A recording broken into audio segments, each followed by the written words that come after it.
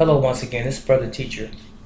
A friend of mine asked me a while back to do a video on depression, uh, which is a very good subject because there is a significant amount of people in our society that suffer from some form of depression.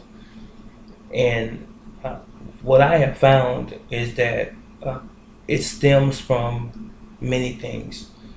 Uh, But before I begin, let me give you this disclaimer quickly. I'm not a doctor. I'm not a psychologist or psychiatrist, but I do have some other credentials and qualities, if you will, that I think are very valuable to many and have been for many, many years of my life. And I've seen them play out in very positive ways, and I've seen positive results as I have talked to and or counseled people over the years.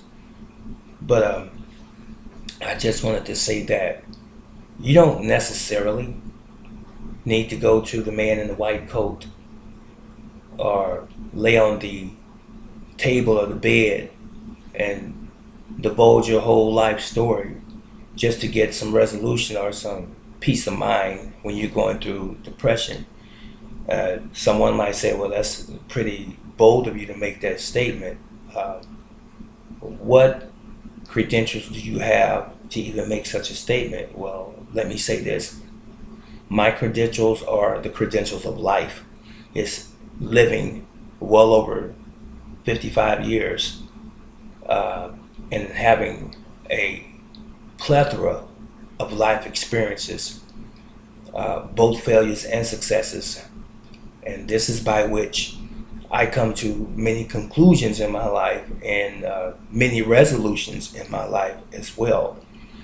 Whereas you have clinical psychologists and psychiatrists, these people go to school where someone tells them for this particular symptom, prescribe this medication, or you prescribe this particular remedy. And many of them may have not even experienced many of those things that their patients have or that they are going through in their own personal lives.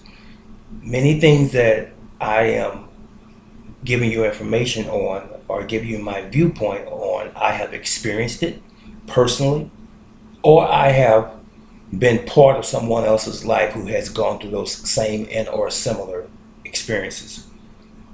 And I believe that those experiences are of value to many. How can you tell your children about life if it's not based on the life that you've already experienced prior to them? How can you teach your children anything about morality if you have none? And I'm speaking about a parent. How can you teach your children right from wrong if that information was never given to you? So what I'm saying in essence is that the vast majority of our learning occurs in the home. It's given to us by our parents, whoever they may be it biological, foster, your grandparents, your aunts and uncles, whoever it was that raised you. They're giving to you some set of values, and then you're going to pass that on to the next generation. And those values are not as simple as just saying, don't take things that are not yours, and always be kind to your neighbor. They can even be much deeper values. How to conduct yourself as a human being, how to deal with another human being in a relationship, be it marital, social, or otherwise. How to deal with a situation if you have been molested even. There are people who have had these experiences, but we always want to throw money at things. We always want to go out and find a doctor of this and a doctor of that and a psychologist of this and that to try to resolve our issues. For some of you, that's okay. That may be okay. But others of us, I want you to know that there are some of us who actually don't need to go that particular route. I'm not discouraging anyone from seeking out professional advice and or support. I'm not discouraging you from doing that because you do what you want to do. But what I'm saying to you is that a lot of times, these institutions are set in place for people to make money concerning issues that you could probably resolve on your own, or you could probably have resolved between you and the individuals involved had you only just took the time to do so. Everything in America is monetized. Everything in America is based on a dollar. Even medical care, be it physical or psychological, it's all about the dollar. Okay, now enough ranting on about that. Depression. Have I ever been depressed? In a sense, I have. And when I say a sense, I'm saying that to mean that I've never been overboard depressed. I think many of us have been depressed on some level. I've lost a job before, more than once in my lifetime. I went through a period of depression. And let me say this. I've said this in time past. It's not what happens to you in life, but it's how you deal with what happens to you in life that makes all of the difference in the world. So I say that to say this.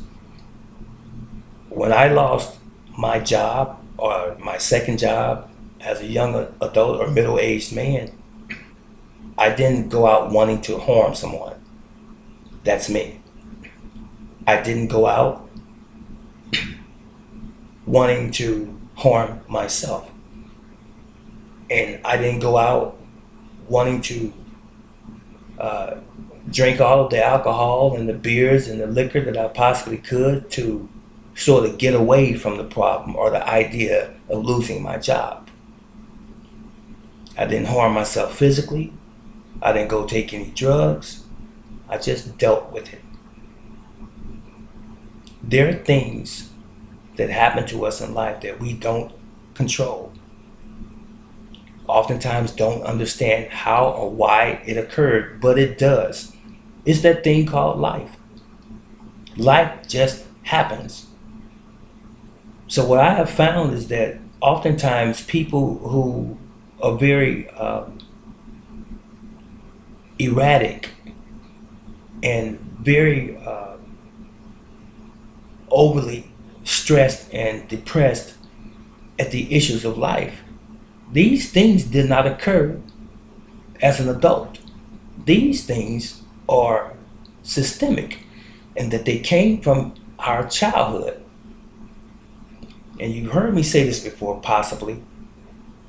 If not, you hear me saying it now. Virtually everything that occurs in our life, all of the situations, all of the decisions that we make or have made as adults, they all stem directly from our childhood and how we were raised or not raised, how we were taught or not taught, the information that we had available to us or did not have available to us. It all stems from our childhood. And as we age, as we begin to cross over those barriers of becoming a young adult, then a middle-aged adult, and an older adult, all we are is just an older version of our childhood. So the things that we were really volatile about as a child, sometimes we're still volatile when we get older, with those situations being the same. Or sometimes we become introverted, which is harmful in many instances as well. It's not good to hold things in. It is good to let it out. It's good to express what's going on in a meaningful way.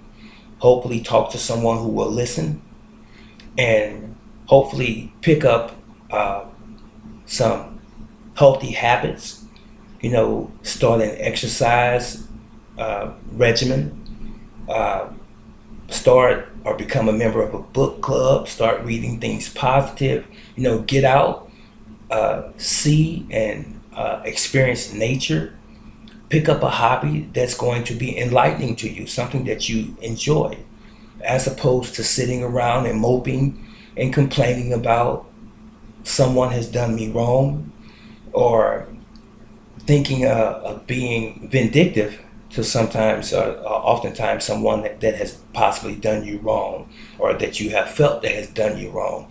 But I want to say this, and I believe that there's probably going to be a part two of this video, but I'm going to say this, and I'm just sort of skimming the surface. It's hard for a lot of people to open up and speak what's on their mind and what they're feeling. I found that to be true over time. I always wanted to keep my personal issues and my feelings to myself. But as I got older, I began to understand that, even if I talked to myself about my issues, I felt a lot better. Or maybe if I put it on paper, I feel a lot better. Or talk to someone that I can possibly confide in. Not assuming that I can confide in, but actually knowing someone that I can confide in. Not necessarily at first giving them all of the gory details of what I've experienced in my life, but just some subtle things, just on a lighter level, if you will, of information. Just give them some generalities and just see what my feedback is going to be like. But sometimes we have so much available to us today in terms of what's on the internet. There's so many motivational speakers and conscious individuals out there in the world. They're just a button away. They're just a click of a mouse away. And we just have to go on Google, or you go on YouTube and you type in whatever your issue is. You might have to go through a couple dozens of individuals before you find a proper fit, as far as someone that actually seems to be on the wavelength that you're on, or that can probably aid you and help comfort you, or help give some sort of solace, or some closure, if you will, to some of the issues that you're dealing with in your life. I've never wanted to commit suicide, never thought about it. And I've had some traumatic things happen in my life. Suicide has never been my remedy. It's never been in my mind. I believe and I think, because of my firm belief in a creator, in the Almighty God, Yahweh, that suicide is a coward's way out of any situation. Now, people have done it, but they're not around to talk about it either. So you can have, I guess, pains so great, so deep, that you might think that there's no other way. But I'm going to say this again. It stems from your childhood. And I want to say to you that are out there that there's always a better way. You perhaps just don't know what that way is. So if you have a specific situation, and this is sort of broad, I'm speaking in generality right now, but if you have a specific situation and you would like a listening ear, you would like to see what my viewpoint is on that specific situation, feel free to ask me the question. If you feel comfortable asking the question on this platform, and you don't feel comfortable with me giving you an answer, I won't mention your name if that's not what your desire is. I won't do that. I typically wouldn't do that anyway. But if you want to keep it private, I can give you my email information or my personal information, and I can contact you if there's something that you really want to get off of your chest, as far as you being depressed about something that you've experienced in your past, or possibly something that's still haunting you today, be it something that happened in the past and is still present today, or something that's even just occurred in recent years or even months. You can do that. I'm not the only one, but I'm just saying I'm offering that to you if you have something that you would like to have maybe some closure on. And I'll take the time out of my day, I take the time out of my life, and I'll share with you my experiences if they're in sync with perhaps some of the things that you have to talk about. And if not, I'll still give you my viewpoint. It's that simple. So don't think so much about the medication, and don't think about the alcohol, and don't think about the drugs and trying to escape those issues that you've been dealing with for so many years, and that you wanted closure and that you wanted to sort of put behind you, that have been haunting you for so long. Think, first of all, positively. Now, I don't know if you're agnostic or atheist or what have you, but I'm going to tout this all the time. There is a creator. There is a God that sit high and he looks low. And he is compassionate. He is merciful to all of us. I want you to think on these things first. And even if not from that religious and or spiritual side of things, just from a humanitarian standpoint, look at it from this point. You're worth it. You are worth more. You are not the individual should be walking around with your head hanging down and sad and depressed and upset at the world or even yourself for maybe some bad decisions or choices that you've made in your life. You are worth more than that.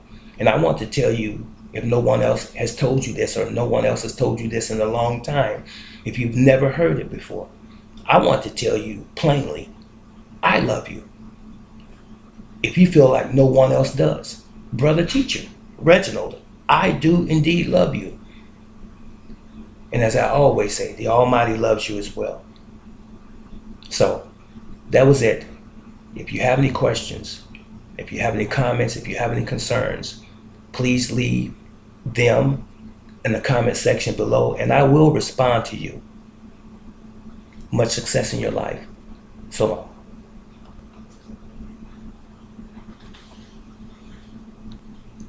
I'll see you in the next video. Sorry about that.